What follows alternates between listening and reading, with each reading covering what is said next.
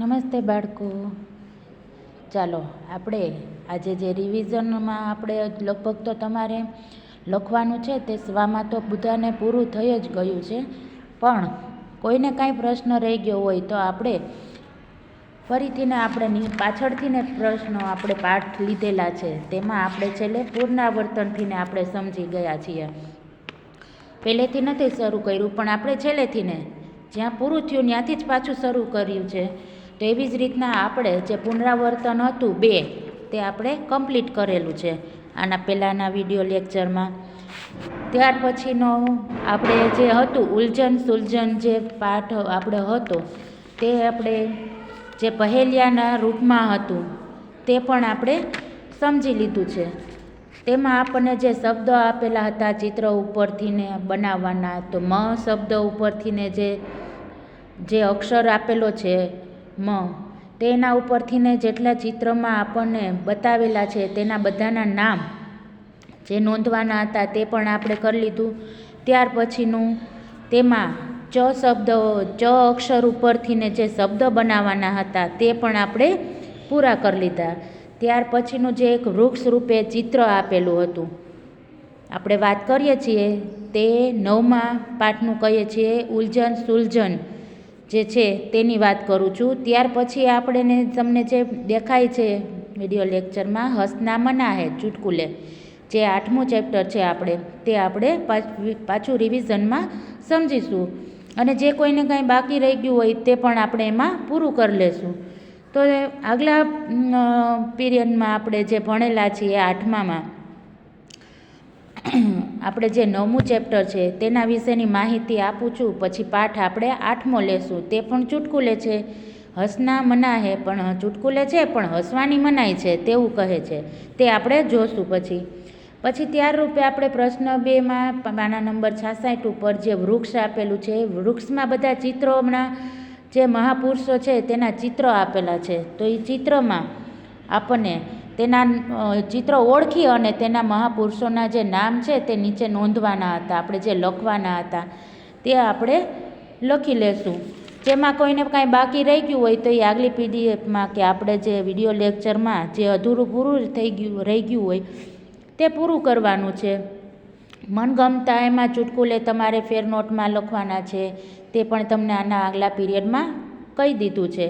તેવી જ રીતના પ્રશ્નો એમાં જે આપેલા છે તેમાં ચિત્રો જોઈ અને ચિત્રની અંદર જ શબ્દ સમાયેલા છે, તો એ પણ આપણે પૂર્ણ કરી લીધું છે. એટલે કુલ આપણે જે ઉલઝન સુલઝન પાઠ છે પહેલિયા છે તે આપણે કમ્પ્લીટ થયેલો છે. ત્યાર પછીનો હવે આપણે જે પાઠ લેશું તે છે આપણે હસના મના હે, તે ચુટકુલે સ્વરૂપે છે. તો એ ચુટકુલે પહેલિયા છે તે ઉખાણામાં હતું અને ચુટકુલે છે તે જોક્સ રૂપે આપણને આપેલી છે. પણ શું કીધું છે આપણને કે હસના મના હે. હવે ચુટકુલે સાંભળીએ ને આપણે હસીએ નહીં એવું બને? તો આપણે જે સ્કૂલ ચાલુ હતી ત્યારે આપણે તે ભણી ગયા અને ખૂબ મજાથીને આપણે આ ચેપ્ટર લીધેલું હતું. પણ હવે પાછું રિવિઝનમાં કોઈને તેમાં કાંઈ પ્રશ્ન રહી ગયો હોય, કાંઈ લખવાનું રહી ગયું હોય કે કાંઈ સમજવાનું રહી ગયું હોય તો તેના માટે આપણે ફરીથી એક વખત આ પાઠ છે તે રિવિઝન કરીએ છીએ, અને તે છે હસના મના હે, તે છે ચુટકુલે. હવે તેમાં આપણને પ્રશ્ન પહેલો આપેલો છે સ્વામાં, તે જોશું કે निम्नलिखित प्रत्येक प्रश्न के उत्तर के लिए दिए गए विकल्पों में से सही विकल्प चुनकर उसका क्रम अक्षर प्रश्न के सामने दिए गए જે બોક્સ આપેલું છે તેમાં લખવાનું છે. હવે તેમાં પહેલું છે ચુટકુલે છે તેમાં કહે છે ચૂહા હાથી કી લુંગી સે ક્યાં લગાએગા. હવે ચૂહા છે તે હાથીની લુંગી તેનાથી ને શું લગાવશે, તો કે એમાં જવાબ આવશે કે હે તંબુ. તે તંબુ છે તે લગાડશે.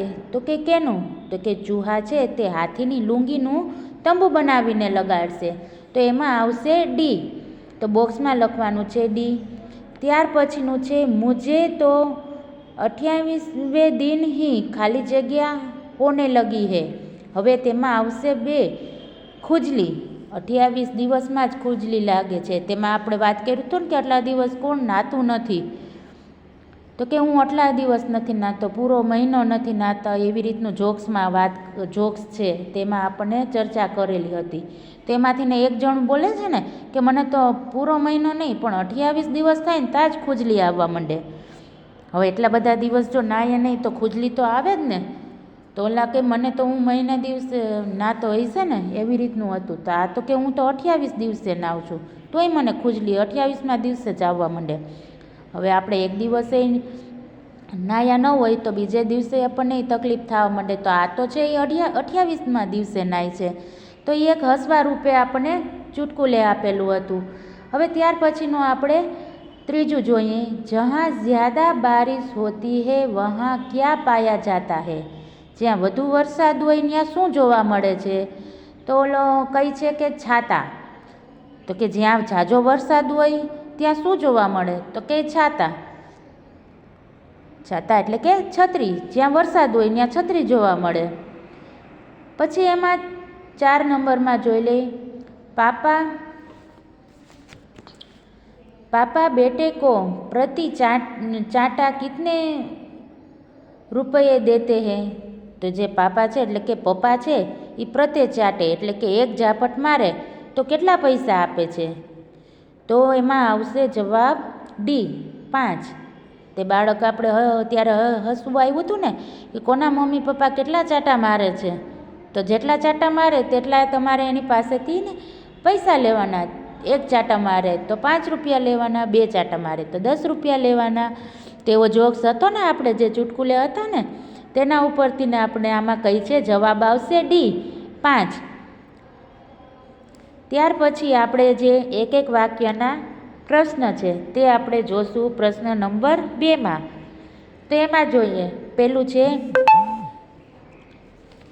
પેલું આપેલું છે પ્રશ્ન છે, ग्राहक ने ताले के बारे में दुकानदार को क्या सलाह दी?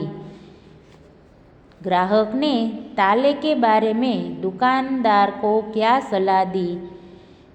तो एમાં જવાબ આવશે ग्राहक ने ताले के बारे में दुकानदार से यह सलाह दी कि वह दुकान पर ताला लगा दे फिर घर पर जाकर आराम करे.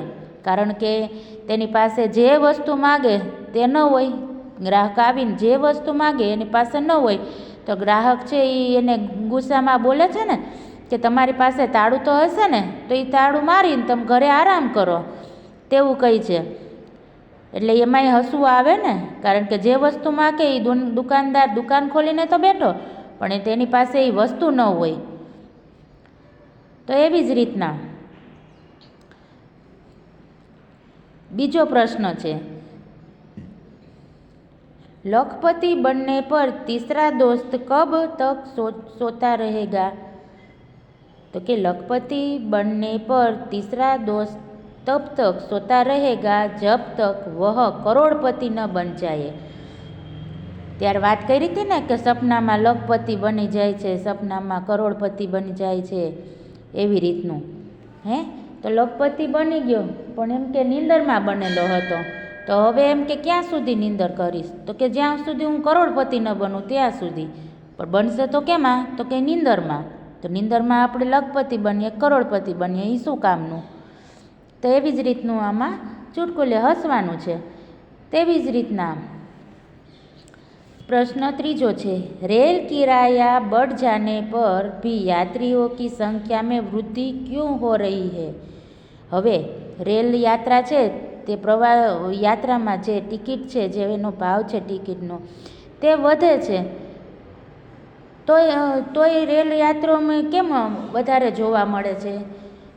તો એમાં કઈ છે क्योंकि કરીને જવાબ લખેલો છે કે लोगों को अगले साल और किराया बढ़ने की आंधे का आशंका है. હવે તેમાં એમ કઈ છે જે શબ્દ આપેલો છે આશંકા હે એટલે કે શંકા છે. એમાં કઈ રીતની શંકા છે? તો કે જો આ વખતે કિરાયા જે ટ્રેનનું છે તે ભાડું છે તે વધી ગયું છે, તો હાલો ને આપણે આજે જ મુસાફરી કરી લઈએ, પછી ક્યારેક પાછો ભાવ આવતા વર્ષે બમણો હશે. પણ આપણે ત્યારે હૈસા હતા ને બધાય કે ભાઈ જ્યારે જે જરૂરિયાત હોય ત્યારે જ તે પ્રવાસ થાય. આગલા વર્ષે ભાવ વધી જાય એમ સમજીને આજનો પ્રવાસ, આજની જરૂરિયાત થોડી પૂરી કરી લેવાની. એ તો જે સમયે જે જવાનું હોય, જે મુસાફરી કરવાની હોય એ જ સમયે કરવાની હોય, ભલે પછી તેનું ભાડું વધી ગયું હોય કે ઓછું થઈ ગયું હોય. તો આ એક મૂર્ખતા ભરેલું હતું. ત્યાર પછીનું હવે પ્રશ્ન 4 છે, એમાં છે કલ્પેશને કાગઝ પર गाय और घास के चित्र न होने का क्या कारण बताया. હવે કલ્પેશ છે એ ખબર ને કે ચિત્ર બનાવે છે, તો એ ચિત્રમાં ગાય બતાવે છે, પછી ગાય છે તે ઘાસ ખાતી હોય એવું ચિત્ર બનાવવાનું એને કહે છે. પણ શું થાય છે જોવો જી. તો એમાં એમ કહે છે કે કલ્પેશને કાગઝ પર गाय और घास के चित्र न होने का यह कारण बताया कि गाय घास खाकर चली गई है. જે ચિત્ર બનાવવાનું કહે છે ને એ ચિત્ર કેવું બનાવવાનું કહે છે, તો કે ગાય છે અને તે ગાય છે તે ઘાસ ખાય છે તેવું ચિત્ર બનાવવાનું હોય છે. તો એની બદલે આને ચિત્ર કેવી રીતનું બનાવ્યું, ખાલી ગાય કાંઈ પણ નહોતું બનાવ્યું, ચિત્ર કોરું હતું. પછી એને પૂછે છે કે આમાં ચિત્ર ગાય ઘાસ ખાતી હોય એવું ચિત્ર ક્યાં, તો એ કે ઘાસ ક્યાં, તો કે ઘાસ છે એ ગાય ખાઈ ગઈ. તો કે ગાય ક્યાં, તો કે ગાય થોડી ઊભી રહી, એ ઘાસ ખાઈ અને વહી ગઈ. એટલે ચિત્રમાં કાંઈ પણ દોર્યું નહોતું. તો આ હતું ચુટકુલે. ત્યાર પછીનું આપણે જોઈએ, લડકે ને ભૂત વર્તમાન ઓર ભવિષ્ય કે કોણ સે ઉદાહરણ દિए હે. હવે ભૂતકાળ, વર્તમાન કાળ અને ભવિષ્યકાળ તેના આપણને કઈ રીતનું ઉદાહરણ આપેલું છે તે જો. તો કે લડકે ને ભૂત और वर्तमान और भविष्य के उदाहरण दिए हैं कि इसके दादाजी भूत है, उसके पिताजी वर्तमान है और वह स्वयं उनका भविष्य है. એટલે એને ભાગ પાડી નાખ્યા, એના દાદાજીને કરી નાખ્યું ભૂત, એટલે કે ભૂતકાળ કરી નાખ્યું, અને એના પિતાજી છે તેને વર્તમાન કહી દીધું, અને પોતે છે તે એનું ભવિષ્ય છે. તો એવી રીતનું, એટલે ત્રણેય વ્યક્તિનું ન ખબર પડી પણ તેને એને ઉદાહરણ રૂપે 3 કાળ છે એ આવી રીતના સમજાવ્યા, એટલે તે હસવા માંડ્યા. હવે તેનું છે માતૃભાષા મેં અનુવાદન કીજીએ. જે તમને 2 લીટી આપેલી છે તેનું આપણે એનું ભાષાંતર કરવાનું છે, એનું અનુવાદન કરવાનું છે આ ભાષાનું. હવે તે પ્રશ્ન છે 3. તો એમાં જોઈ લઈએ. एक साहब टैक्सी में बैठे और ड्राइवर से बोले, ज़रा तेज चलो वरना मेरा चित्रहार निकल जाएगा. तो ड्राइवर बोला, अगर मैं ज़्यादा तेज चलूँ तो कहीं ऐसा न हो कि आपके और मेरे चित्र पर हार चढ़ जाए. કારણ કે ગાડી ફાસ્ટ હાંકીએ તો એક્સિડન્ટ થાય, અને એક્સિડન્ટમાં જે તમારે ચિત્ર જોવા જવું છે એની બદલે તમારા ચિત્ર એટલે કે તમારો ફોટો હોય તેના ઉપર હાર ચડી જશે એવું કહે છે. હવે તેનું આપણે ભાષાંતર જોઈ લઈએ, અનુવાદન.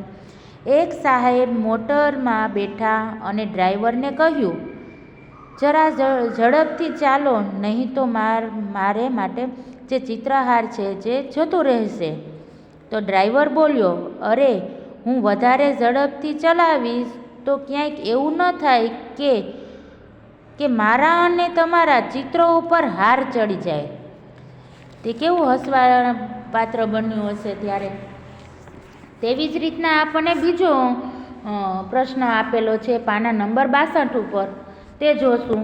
તેમાં કહે છે, શિક્ષક કહે છે મોહન છે, શિક્ષક છે તે મોહનને કહે છે, મોહન તાજમહેલ કહા પર હે. મોહનને છે ને એ શિક્ષક છે એ પ્રશ્ન પૂછે છે કે તાજમહેલ ક્યાં છે. तो मोहन कहे छे, मोहन ने कुछ उत्तर नहीं दिया, सो शिक्षक ने उसे बेंच पर खड़ा कर दिया. मोहन बेंच पर खड़े होकर बोला, साहब यहाँ पर से भी नहीं दिखाई देता. હવે એ બુદ્ધું છે, એને ખબર નથી કે મને જે પ્રશ્ન પૂછ્યો છે તેનો મને જવાબ નથી આવડ્યો, એટલે શિક્ષકે બેન્ચ ઉપર એને સજા રૂપે ઊભો રાખેલો છે તેવું એને નથી ખબર પડતી મૂરખને. તો તે એમ કહે છે કે બેન્ચ ઉપર ચડી ગયો તોય નથી દેખાતું. એટલે એને પ્રશ્ન પૂછે ને કે ક્યાં છે, તો એનું એડ્રેસ કે જે જગ્યા છે તે સ્થળનું નામ કહેવાનું હોય, તેની બદલે તે એમ કહે છે કે હું બેન્ચ ઉપર ઊભો રાખ્યો તો એ મને અહીંથી ને નથી દેખાતું, એટલે કે આટલી ઊંચાઈ ઉપરથી ને તાજમહેલ મને દેખાતું નથી. પણ એ મૂર્ખને એટલી ખબર નથી પડતી કે મને સજા રૂપે બેન્ચ ઉપર ઊભવાનું શિક્ષકે કીધું છે. એને એમ કે તાજમહેલ ક્યાં છે, તો એને જોઈને કહેવાનું કીધું હશે. તે બેન્ચ ઉપર ચડે છે તો પણ. તો એનું આપણે અનુવાદન જોઈ લઈએ. શિક્ષક મોહનને કહે છે કે મોહન, તાજમહેલ ક્યાં છે? તો મોહન તેનો ઉત્તર એટલે કે એનો જવાબ છે તે કંઈ આપતો નથી. એટલે શિક્ષકે તેને બેન્ચ પર ઊભો રહેવાનું કહ્યું. સાહેબ એટલે કે સાહેબ, અહીંયા તો દેખાતો જ નથી. એટલે કે અહીંયા હું બેન્ચ ઉપર છે પણ અહીંથી ને પણ દેખાતો નથી. શું નથી દેખાતું? તો કે તાજમહેલ. તેવી જ રીતના આપણને राष्ट्रभाषा में अनुवादन कीजिए। हवे एमां आपणे जे अनुवादन करेलुं छे हवे तेनुं आपणे अनुवादन जे गुजराती भाषा आपेलुं छे तेनुं आपणे हिंदीमां रूपांतर करवानुं रहेशे। तेवी ज रीतना बे फकरा आपेला छे। तेमां प्रश्न 4 मां छे राष्ट्रभाषा में अनुवादन कीजिए। एमां पेलुं छे रमेश। रमेश आवी जिंदगी करता तो मौत सारूं। શું કહે છે રમેશ કે આવી જિંદગી કરતાં મોત સારું। તો કાઉન્સમાં આપેલું છે એમાં જુઓ, અચાનક યમદૂત આવી ગયા અને બોલ્યા તારો જીવ લેવા માટે મને આદેશ મળેલો છે। તો રમેશ કહે લો બોલો, હવે તો માણસ મજાક પણ નથી કરી શકે શું? કારણ કે તે પોતે માગતા હતા, અચાનક યમરાજ આવી ગયા પણ પછી પોતે હું ફરી જાય છે અને કહે છે કે આપણે મજાકે ન કરી શકીએ હવે, એવું કહે છે। તો હવે આપણે તેનું હિન્દીમાં જોશું। તો કે રમેશ, ऐसी जिंदगी से तो मौत अच्छी, ऐसी जिंदगी से तो मौत अच्छी। तो एवी ज रीतना काउंसमां आपणे करवानुं छे अचानक यमदूत आ गए। त्यां अचानक यमदूत आ गए और बोले तुम्हारे प्राण लेने के लिए मुझे आदेश मिला है। तेम कहे छे कि तुम्हारे प्राण लेने के लिए मुझे आदेश मिला है। तमारा प्राण लेवा माटे मने आदेश मळेलो छे। हवे बोल त्यार कही छे रमेश कहे छे रमेश बोल बोल बताइए, अब तो आदमी मजाक कभी नहीं कर सकेगा। हवे जे माणस छे ते मजाक करतो होय तो एम कहीश कि वह आदमी अब मजाक में माणस कब अब नहीं मजाक भी नहीं कर सकता। એટલે કે જે રમત કરતા હોય એ પણ આપણે હવે કરી શકશું નહીં। ત્યાર પછીનો પ્રશ્ન બીજો છે બ્રિજેશભાઈ બસમાં ઊભા રહીને મુસાફરી કરી રહ્યા હતા। એક મુસાફરે તેમને બેસવા માટે જગ્યા કરી આપી। બ્રિજેશભાઈ મારે બેસવું નથી, મારે ખૂબ ઉતાવળ છે।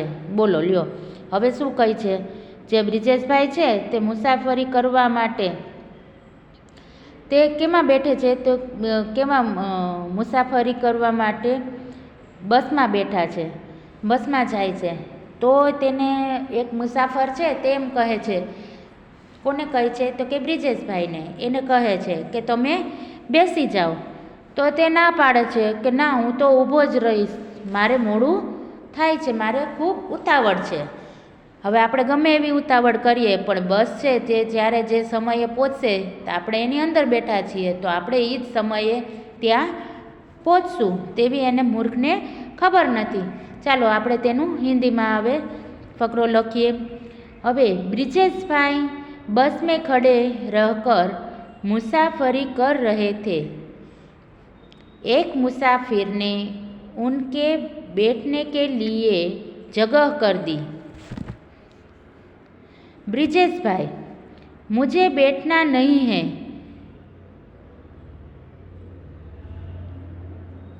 मुझे बहुत जल्दी है। એટલે કે મારે બેસવું નથી, મારે ખૂબ ઉતાવળ છે। હવે ત્યાર પછી આપકી પસંદ કે અન્ય 5 ચુટકુલે લીખીએ।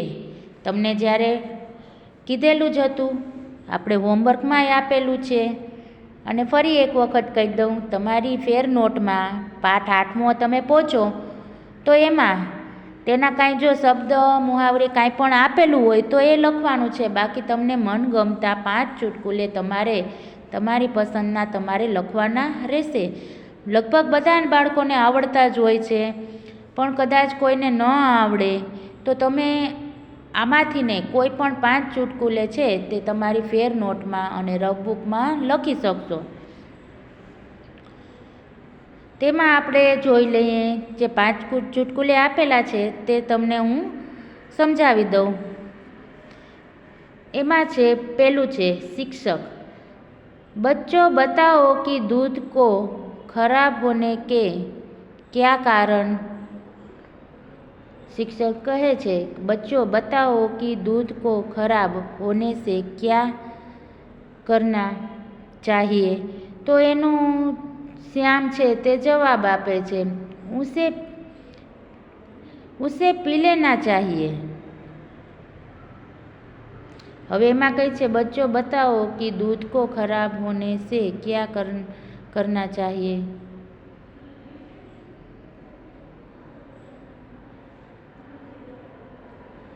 કારણ કે દૂધ છે એ રહી તો ખરાબ થાય, પી લે તો ખરાબ ન થાય, એવું ચુટકુલે છે.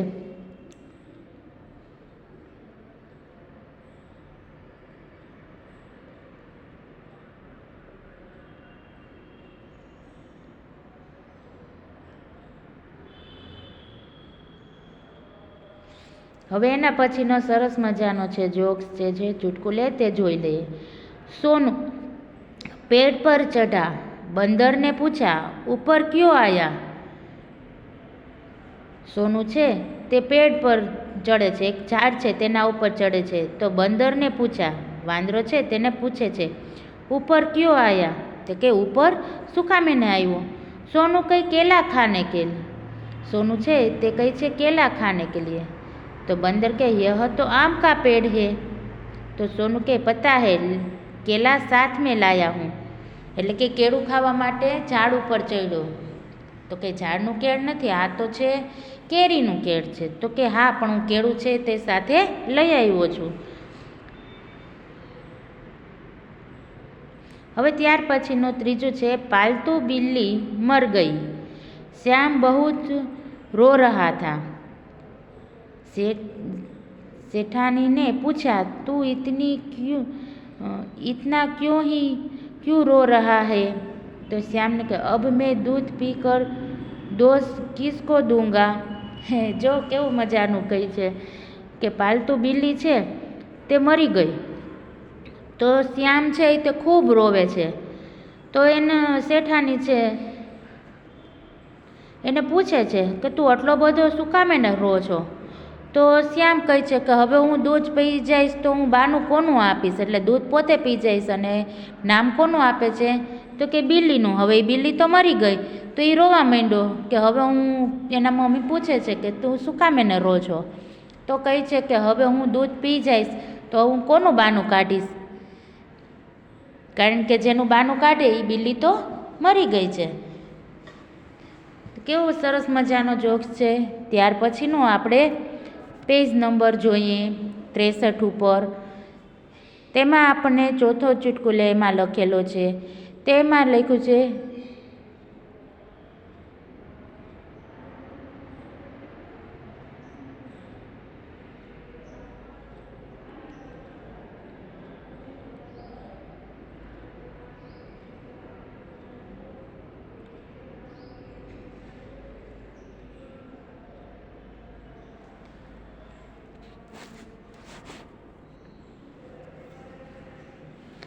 જો હવે સરસ મજાનું છે તેમાં જોઈએ ચુટકુલે. હવે रामदास ने पहलवान से पूछा. रामदास છે તે પહેલવાનને પૂછે છે આપકી આયુ કિતની હૈ, એટલે કે તમારી ઉંમર છે તે કેટલી છે. તો પહેલવાન છે તેને જવાબ આપે છે, કહે છે કે 30 साल, એટલે કે 30 વર્ષના છે. તો रामदास કહે છે तुमने 5 साल पहले भी यह उम्र बताई है. તો કે રામદાસને કહે છે કે તને 5 વર્ષ પહેલાં પણ તે આ ઉમ્ર, એટલે કે જે ઉંમર છે તે કીધેલું હતું. તો પહેલવાન કહે છે હમ અપને વચન પર અટલ રહેતે હૈ, એટલે કે જે કીધેલું છે તે વાત ઉપર તે અટલ રહે છે, તે બદલાવતા નથી, જે કંઈ કીધું છે તે વચન બદલતા નથી. બોલો એમ કહી છે. એટલે એક વખત એને ઉંમર કહી દીધી તો એ ઉંમર એને હવે ગમે એટલા વર્ષ સુધી એનું ઉંમર છે એ બદલશે નહીં. પછી છે પાંચમું છે, હવે એમાં કહે છે શેઠજીને નોકર સે કહા. શેઠ છે તે નોકરને કહે છે બગીચે મેં પેડ પौधे की पानी डाल. तो नौकर कहे अब तो बारिश हो रही है. तो सेठानी कहे तो छाता लेकर पानी डाल. બોલો લ્યો કેવા છે મૂરખ શેઠ અને શેઠાની બધા હારે. એટલે કહી છે શેઠે છે ને એ નોકરને હુકમ આપે છે, કહે છે કે બગીચામાં જે માલી છે તેને કહે છે કે બગીચામાં છે તે પાણી છાંટવાનું એને કહે છે. પણ પાણી ક્યારે છટાય? જ્યારે વરસાદ ન આવતો હોય, પાણી ન મળતું હોય, ઉનાળો હોય ને કોઈ કારણોસર ઝાડ છે તે સુકાઈ જતા હોય તો આપણે એને પાણી રેડીએ. પણ જ્યારે વરસાદ આવતો હોય તો વરસાદ પાણી રૂપે જ હોય છે, તો એને એમાં ક્યાં પાણી છાંટવાની વાત હોય છે? તો એમાં એમ કહે છે નોકર અબ તો બારિશ હો રહી. એટલે નોકર છે તે સમજદાર છે, એટલે કે વરસાદ આવતો હતો એટલે પાણી તો ન જ છાંટવાનું હોય ઝાડવાને. તો શેઠાની છે તે પણ શેઠની જેમ જે બુદ્ધિ છે તે નથી વાપરતી. તે એમ કહે છે તો છાતા લઈને, એટલે કે તને વરસાદ લાગતો હોય તો તું છત્રી લઈને પણ પાણી તો છાંટ એમ. તો પાણી છે એ ઝાડવાને છાંટવાનું કહે છે. વરસાદ આવતો હોય તો હકીકતમાં ઝાડવાને પાણી છાંટવાનું જ ન હોય, એને પાણી મળી રહી છે. પણ આ શેઠ અને શેઠાની બંને મૂરખ છે. એટલે નોકર બિચારાને કહે છે કે તું છત્રી લઈ નહીં પણ પાણી તો છાંટ જ, એવું કહે છે. હવે એમાં પ્રવૃત્તિ છે, પ્રવૃત્તિમાં નિમ્નલિખિત ચુટકુલે પૂર્ણ કીજે. જે ચુટકુલે આપેલા છે તેમાં એક શબ્દ ઉમેરી અને તે છે ચુટકુલે તે પૂરું કરવાનું છે. હવે એમાં આપેલું છે ક અને ખ, બે ચુટકુલે છે. તેમાં છે રમેશ. રમેશ મેં એસા घर बनाऊंगा जिसकी छत पर खड़े होकर तारों को छुआ जा सके. तो सुरेश कहे मैं एक ऐसा बोस लाऊंगा जो बादलों तक पहुंचता हो. હવે રમેશ કહે છે तुम उस बांस को रखोगे कहाँ? तो સુરેશ કહે तुम्हारे घर में. કારણ કે ઘર છે તે ક્યાં સુધીનું બનાવવામાં આવેલું હતું? ક્યાં સુધીનું? તો કે તારાને અડી જાય ત્યાં સુધીનું એને ઘર બનાવવાનું હતું. તો તેને બાદલ એટલે કે વાદળાઓને પહોંચવા માટે શું કરવું પડે? કારણ કે તારા ને વાદળો બધું ખૂબ ઊંચાઈ ઉપર આકાશમાં આવેલું છે. તો રમેશ હતો, સુરેશ હતો, તેમાં પાછો સુરેશે કીધું કે હું અહીંયા પહોંચી શકું એવું વાંસ લઈ આવીશ. જે બંબોલું હોય ને જે પહોંચવાનું એક જગ્યાએથી બીજી જગ્યાએ, તેવી જ રીતના. તો કે તું એવડું મોટું લઈ આવીશ તો તું રાખીશ ક્યાં? તો કે તારા ઘરમાં રાખીશ. કારણ કે એનું ઘર ક્યાં છે? તો કે તારાને અડી જાય એવડું છે તો એમાં તો રહી જ જાય ને. એટલે ઓલા મોટી ફેંકે તો આને ફેંકી મોટું મોટું. પછી એમાં ખ છે હાથી મેં શેર સે યુદ્ધ કरूँगा. હાથી છે ને એ એમ કહે કે હું સિંહ સાથે યુદ્ધ કરીશ. તો ચીટી કહે મેં ભી તુમ્હારે સાથ ચલુંગી. હવે હાથી છે એ સિંહને સાથે યુદ્ધ કરવાનું ઈચ્છે છે હાથી. તો ચીટી એટલે કે કીડી છે એ કહે કે મેં ભી તુમ્હારે સાથ ચલુંગી, એટલે કે હું એ તારી સાથે ચાલીશ. તો હાથી કહે ક્યું? કે શું કામ એને? તો ચીટી કહે તુમ ઘાયલ હો જાઓ તો મેં તુમ્हें अपना खून दूंगी. હવે કીડીમાં કેટલું ખૂન હોય અને હાથીમાં કેટલું હોય? હાથીને જરૂર પડે તો કીડી ખૂન આપે. બોલો તો કેવા સરસ મજાના જે આ ચુટકુલા છે જેમાં આપણને કીધું હસના મના હે. હું બધા જોક્સ બોલી કોઈ હસું તો નથી ને? તો એ આપણે ના પાડે છે પાઠમાં કે હસવાની તો મનાય છે, હસના મના હે તેવું કહે છે. તો સરસ મજાનો જે આપણે આ પાઠ છે તે સમજી ગયા. તેમાં કાંઈ પ્રશ્ન અધૂરા રહેતા હોય તો તે તમારે પૂર્ણ કરી લેવાના રહેશે. સરસ મજાના છે, બધાને આવડતા હતા અને ઝાઝા ભાગે બધાએ લખી પણ લીધા છે.